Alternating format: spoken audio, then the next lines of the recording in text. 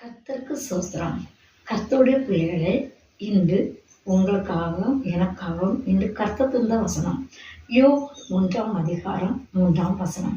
சகலமும் அவர் மூலமாய் உண்டாயிற்று, உண்டானதொன்று அவரே அல்லாமல் உண்டாகவில்லை. இந்த பூமியில் உண்டானது நீங்களும் நானும் யாதுவா இருந்தாலும் கர்த்தரால் உண்டாக்கப்பட்ட காரியம். நாம் ஆண்டவரை தேடும்போது நமக்கான தேவைகளை கர்த்தர் செய்வார். ஆண்டவரை நாம் ஒவ்வொரு நாளும் தியானிக்கும் போது, வசனம் படிக்கும் போதும் கர்த்தர் நம்மளோடு இருக்கிறார். நீங்கள் எந்த கவலை இருந்தாலும், கண்ணீரோடு இருந்தாலும், உங்கள் தேவைகள் இருந்தாலும் கர்த்தரை நோக்கி கூப்பிடுங்கள். அவர் உங்களுக்கு உதவி செய்வார், ஒத்தாசை செய்வார். நீங்கள் அதனால் கர்த்தருக்கு பயந்து இருக்கிறவர்களை கர்த்தர் அதிசயமாய் நடத்துவார். அவர் வழிகளில் உங்களை நடத்துவார். நீங்க அவரை கண்ணீரோடும் கம்பீரத்தோடும் கூப்பிடுங்கள்.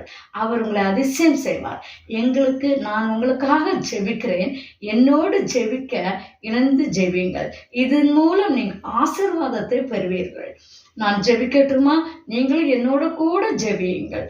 இதன் மூலம் கர்த்தர் உங்களுக்கு அதிசயம் செய்வார். ஆண்டவரே, கண்மலை மீப்பருமா இருக்கிற பரலோகத்திற்கு எங்கள் பிதாவே, கோடான கோடி சோதரப்பா, இந்த வேளையில் என்னோடு கூட ஜெபிக்கிற பிள்ளைகளை நீர் கண்ணோக்கி பாரும். அவர்கள் தேவைகளை நீர் ஆசீர்வதியும். எந்தெந்த இடங்களில் இருந்து ஜெபித்தாலும் அவர்களை இந்த நேரத்தில் உமது பிள்ளை நான் ஜெபிக்கிற மூலம் அவர்களை ஆசீர்வதிக்கும்படியே இயேசு கிறிஸ்து நாமத்தில் ஜெபிக்கிறேன் தகப்பனே. பிள்ளைகளை அனைவரையும் தேவைகளை ஆசீர்வதியும். உம்மை தேடுகிற ஒருவருக்கும் நன்மை குறையப்படாதபடி நீர் காத்தரும். இயேசு கிறிஸ்து நாமத்தில் ஜெபிக்கிறேன் பிதாவே. ஆமென், ஆமென்.